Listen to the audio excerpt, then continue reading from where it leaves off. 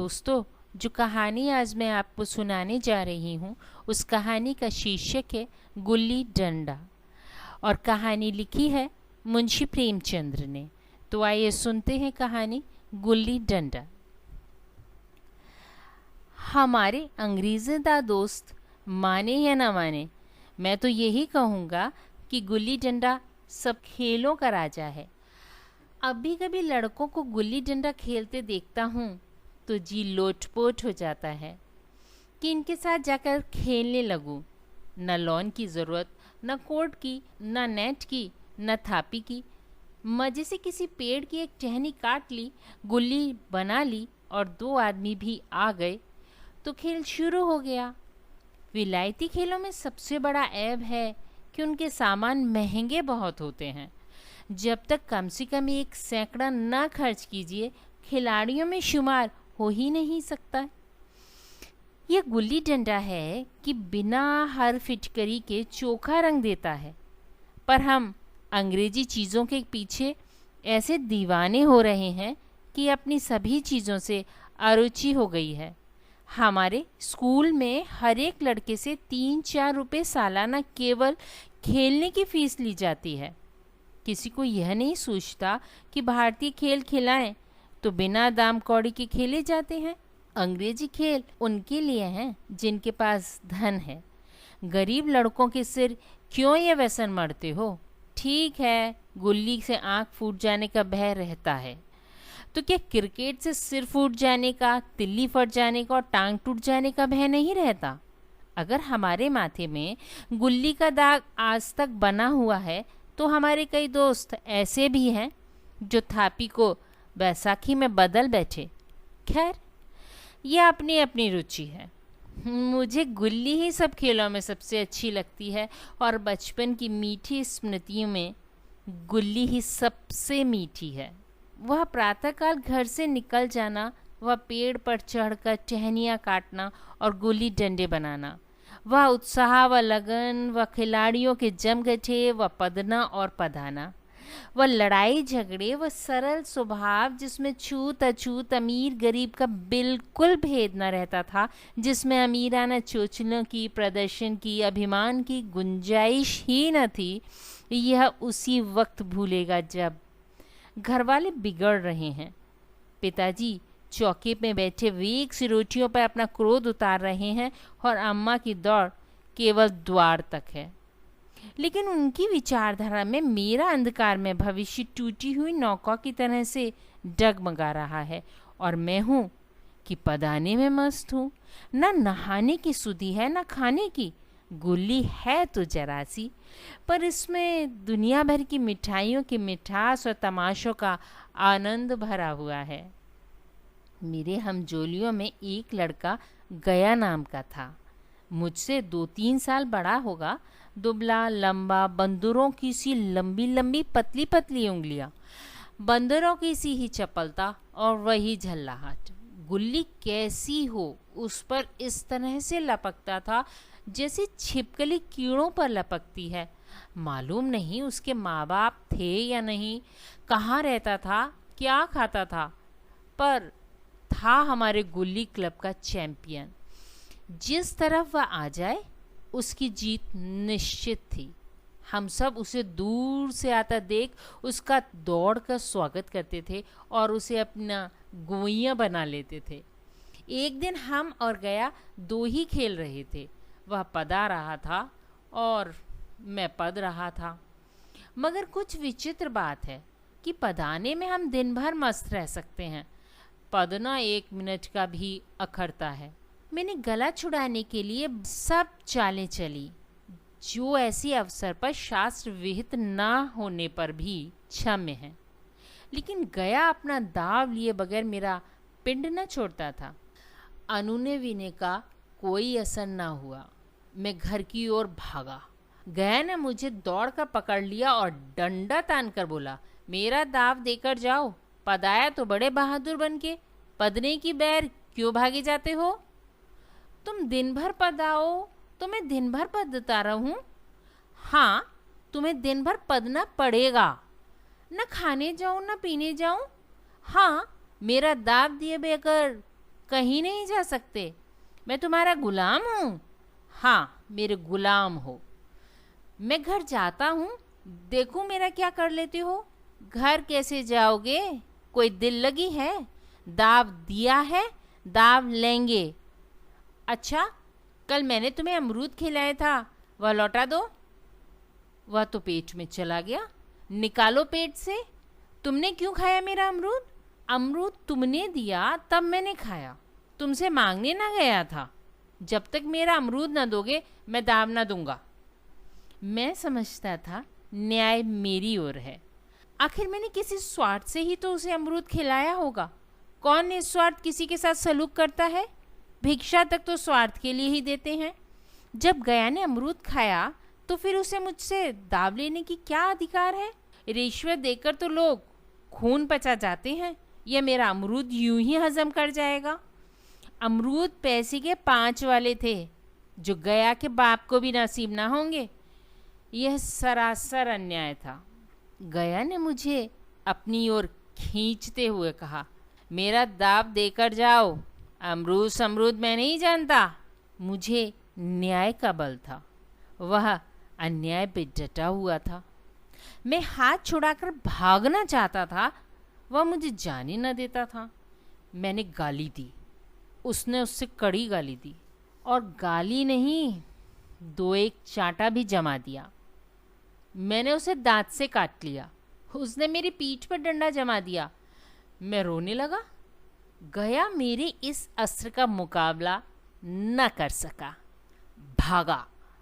मैंने तुरंत आंसू पोंछ डाले, डंडे की चोट भूल गया और हंसता हुआ घर पहुंचा। मैं थानेदार का लड़का एक नीच जात के लड़के के हाथों पिट गया।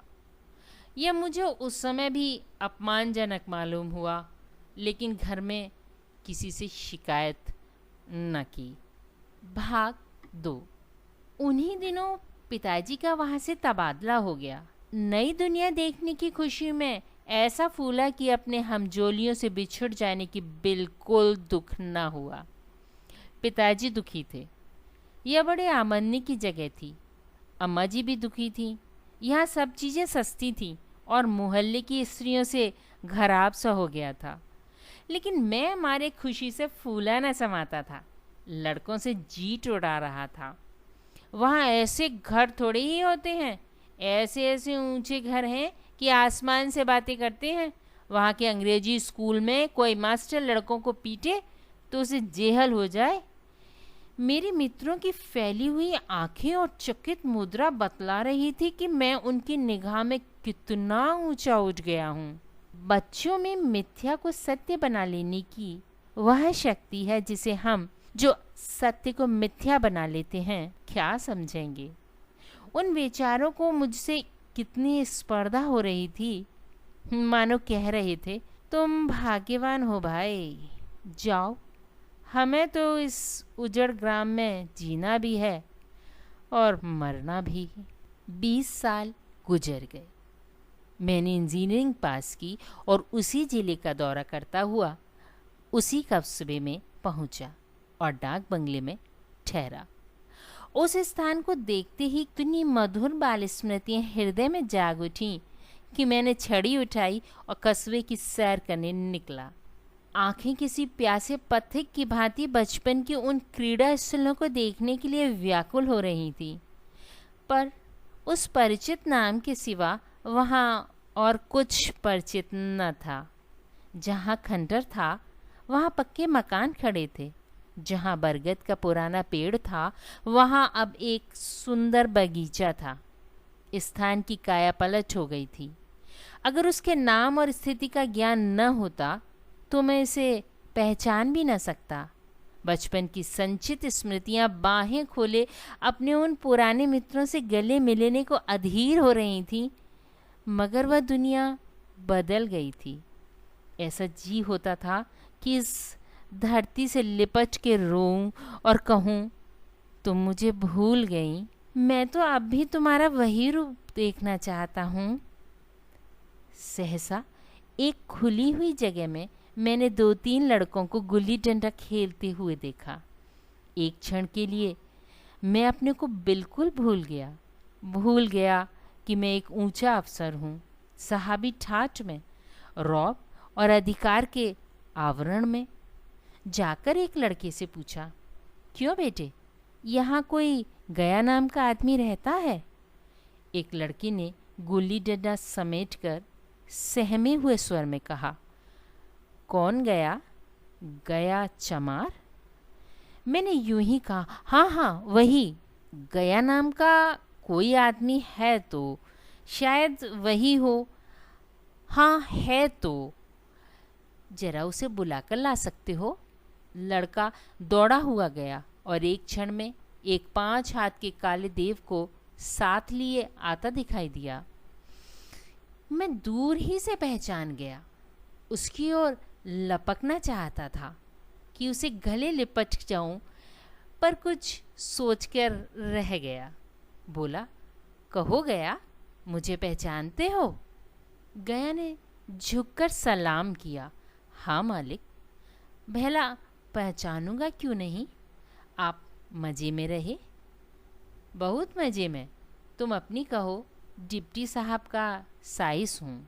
मतई मोहन दुर्गा यह सब कहाँ हैं? कुछ खबर है? मतई तो मर गया। दुर्गा और मोहन दोनों डाकिये हो गए हैं। आप? मैं तो जिले का इंजीनियर हूँ। सरकार तो पहले ही बड़े जहीन थे। अब कभी गुल्ली डंडा खेलते हो? गया ने मेरी ओर प्रश्न की आंखों से देखा। अब गुल्ली डंडा क्या खेलूँगा सरकार? अब तो पेट के धंधे से छुट्टी नहीं मिलती। आओ, आज हम तुम खेलें। तुम पदाना, हम पदेंगे। तुम्हारा एक दाव हमारे ऊपर है, वह आज ले लो। गया बड़ी मुश्किल से राजी हुआ। वह ठहरा टके का मजदूर, मैं एक बड़ा अफसर। हमारा और उसका क्या जोड़? बेचारा झेप रहा था, लेकिन मुझे भी कुछ कम झेपना थी। इसलिए नहीं कि मैं गया के साथ खेलने जा रहा था, बल्कि इसलिए कि लोग इस खेल को अजूबा समझकर इसका तमाशा बना लेंगे और अच्छी खासी भीड़ लग जाएगी। उस भीड़ में वह आनंद कहाँ रहेगा? पर खेले बगैर तो रहा नहीं जाता था। आखिर निश्चय हुआ कि दोनों जने बस्ती से दूर जाकर एकांत में खेलें। वहाँ कौन कोई देखने वाला बैठा होगा। मज़े से खेलेंगे और बचपन की उस मिठाई का खूब रस ले लेकर खाएंगे। मैं गया को लेकर डाक बंगले पर आया और मोटर में बैठकर दोनों मैदान की ओर चले। साथ में एक कुल्हाड़ी भी ले ली। मैं गंभीर भाव धारण किए हुए था, लेकिन गया इसे अभी तक मजाक ही समझ रहा था। फिर भी उसके मुख पर उत्सुकता या आनंद का कोई चिन्ह न था। शायद वह हम दोनों में जो अंतर हो गया था, वह सोचने में मगन था। मैंने पूछा, तुम्हें कभी हमारी याद आई थी गया? सच कहना। गया झेंपता हुआ बोला, मैं आपको क्या याद करता हुजूर? किस लायक हूँ? भाग में आपके साथ कुछ दिन खेलना बंधा था, नहीं मेरी क्या गिनती? मैंने कुछ उदास होकर कहा, लेकिन मुझे तो बराबर तुम्हारी याद आती थी। तुम्हारा वह डंडा जो तुमने तान कर जमाया था, याद है ना? गया ने पछताते हुए कहा, वह लड़कपन था सरकार, उसकी याद न दिलाओ। वाह, वह मेरे बाल जीवन की सबसे रसीली याद है। तुम्हारे उस डंडे में जो रस था, वह तो अपना आदर सम्मान में पाता हूँ, न धन में। कुछ ऐसी मिठास थी उसमें कि आज तक उससे मन मीठा होता रहता है। इतनी देर में हम बस्ती से कोई 30 मील निकल आए। चारों तरफ सन्नाटा है। पश्चिम की ओर कोसों तक भीमताल फैला हुआ है, जहाँ आकर हम किसी समय कमल के पुष्प तोड़ ले जाते थे और उसके झुमके बनाकर कानों में डाल लेते थे। जेठ की संध्या केसर में डूबी चली आ रही है। मैं लपक कर एक पेड़ पर चढ़ गया और एक टहनी काट लाया। चटपट गुल्ली डंडा बन गया। खेल शुरू हो गया। मैंने गुच्छी में गुल्ली रखकर उछाली। गुल्ली गया के सामने से निकल गई। उसने हाथ लपकाया जैसे मछली पकड़ रहा हो। गुल्ली उसके पीछे जाकर गिरी। यह वही गया है जिसके हाथों में गुल्ली जैसे आप ही आप जाकर बैठ जाती थी। वह दाहिने बाहें कहीं हो, गुल्ली उसकी हथेलियों में ही पहुंचती थी, जैसे गुल्लियों पे वशीकरण डाल देता हो। नई गुल्ली, पुरानी गुल्ली, छोटी गुल्ली, बड़ी गुल्ली, नोकदार गुल्ली, सपाट गुल्ली सभी उसे मिल जाती थी, जैसे उसके हाथों में कोई चुंबक हो जो गुल्लियों को खींच लेता हो। लेकिन आज गुल्ली को उससे प्रेम नहीं रहा। फिर तो मैंने पदाना शुरू किया। मैं तरह तरह की धांधलियाँ कर रहा था। अभ्यास की कसर बेईमानी से पूरी कर रहा था। हुच जाने पर भी डंडा खेले जाता था। हालांकि शास्त्र के अनुसार गया की बारी आनी चाहिए थी। गुल्ली पर जब ओछी चोट पड़ती और वह जरा दूर जाकर गिर पड़ती तो मैं झटपट उसे खुद उठा लेता और दोबारा टांग लगाता। गया ये सारी बेकायदियाँ देख रहा था पर कुछ न बोलता था, जैसे उसे वह सब कायदे कानून भूल गए। उसका निशाना कितना अचूक था। गुल्ली उसके हाथ से निकलकर टन से डंडे पे आकर लगती थी। उसके हाथ से छूटकर उसका काम था डंडे से टकरा जाना। लेकिन आज वह गुल्ली डंडे में लगती ही नहीं। कभी दाहिने जाती है, कभी बाएं, कभी आगे, कभी पीछे। आधा घंटे बदाने के बाद एक बार गुल्ली डंडे में आ लगी। मैंने धांधली की। गुल्ली डंडे में नहीं लगी, बिल्कुल पास से गई, लेकिन लगी नहीं। गया ने किसी प्रकार का असंतोष न प्रकट किया। न लगी होगी, डंडे में लगती तो क्या मैं बेईमानी करता? नहीं भैया, तुम भला बेईमानी करोगे? बचपन में मजाल था कि मैं ऐसा घपला करके जीता बचता। यही गया गर्दन पर चढ़ बैठता, लेकिन आज उसे कितनी आसानी से धोखा दिया चला जाता था। गधा है, सारी बातें भूल गया।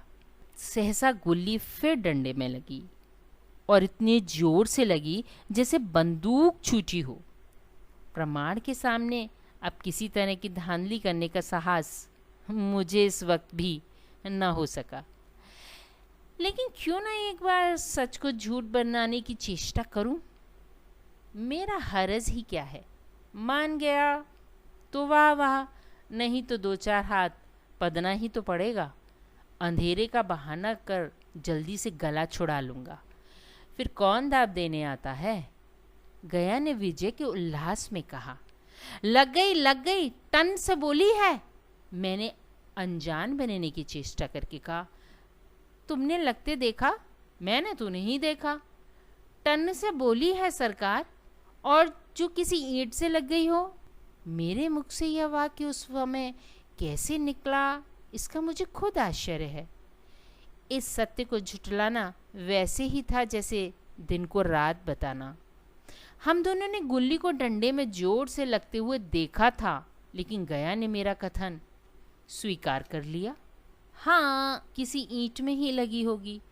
डंडे में लगती तो इतनी आवाज़ न आती। मैंने फिर पदाना शुरू कर दिया, लेकिन प्रत्यक्ष धांधली कर लेने के बाद गया की सरलता पर मुझे दया आने लगी। इसलिए जब तीसरी गुल्ली डंडे में लगी तो मैंने बड़ी उदारता से दाव देना तय कर दिया। गया ने कहा, अब तो अंधेरा हो गया है भैया, कल पर रखो। मैंने सोचा कल बहुत सा समय होगा, यह न जाने कितनी देर पद आए, इसलिए उसी वक्त मामला साफ कर लेना अच्छा होगा। नहीं, अभी बहुत उजाला है, तुम अपना दाव ले लो, गुल्ली सूझेगी नहीं। कुछ परवाह नहीं। गया ने पदाना शुरू किया, पर उसे बिल्कुल अभ्यास न था। उसने 2 बार टांग लगाने का इरादा किया, पर दोनों ही बार हुच गया। 1 मिनट से कम में वह दाव पूरा कर चुका। बेचारा घंटा भर पदा, पर 1 मिनट ही में अपना दाव खो बैठा। मैंने अपने हृदय की विशालता का परिचय दिया। 1 दाव और खेल लो तुम पहले ही हाथ में हुज गए। नहीं भैया, अब अंधेरा हो गया। तुम्हारा अभ्यास छूट गया। क्या कभी खेलते नहीं? खेलने का समय कहाँ मिलता है भैया। हम दोनों मोटर पर जा बैठे और चिराग जलते जलते पड़ाव पर पहुंच गए। गया चलते चलते बोला, कल यहाँ गुल्ली डंडा होगा, सभी पुराने खिलाड़ी खेलेंगे, आप भी आओगे? जब आपको फुर्सत हो तभी खिलाड़ियों को बुलाऊं। मैंने शाम का समय दिया और दूसरे दिन मैच देखने आया। कोई 10-10 आदमियों की मंडली थी। कई मेरे लड़कपन के साथी निकले। अधिकांश युवक थे जिन्हें मैं पहचान न सका। खेल शुरू हुआ। मैं मोटर पर बैठा बैठा तमाशा देखने लगा। आज गया का खेल, उसकी वह नैपुण्य देखकर मैं चकित हो गया। टाण लगाता तो गुल्ली आसमान से बातें करती। कल की सी वह झिझक, वह हिचकिचाहट, वह बेदिली आज न थी। लड़कपन में जो बात थी, आज उसने प्रौढ़ता प्राप्त कर ली थी। कहीं कल इसने मुझे इस तरह पदाया होता तो मैं जरूर रोने लगता। उसके डंडे की चोट खाकर गुल्ली 200 गज की खबर लेती थी। पदने वालों में एक युवक ने धांधली की। उसने अपने विचार में गुल्ली लोक ली थी। गया का कहना था गुल्ली जमीन में लगकर उछली थी। इस पर दोनों में ताल ठोकने की नौबत आई। युवक दब गया। गया का तमाया हुआ चेहरा देखकर डर गया। अगर वह दब न जाता तो जरूर मारपीट हो जाती। मैं खेल में न था, पर दूसरों के इस खेल में मुझे वही लड़कपन का आनंद आ रहा था जब हम सब कुछ भूलकर खेल में मस्त हो जाते थे।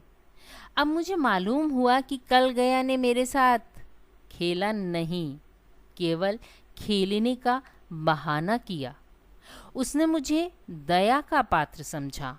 मैंने धांधलियाँ की, बेईमानियाँ की, पर उसे जरा भी क्रोध न आया, इसलिए कि वह खेल न रहा था, मुझे खेला रहा था, मेरा मान रख रहा था।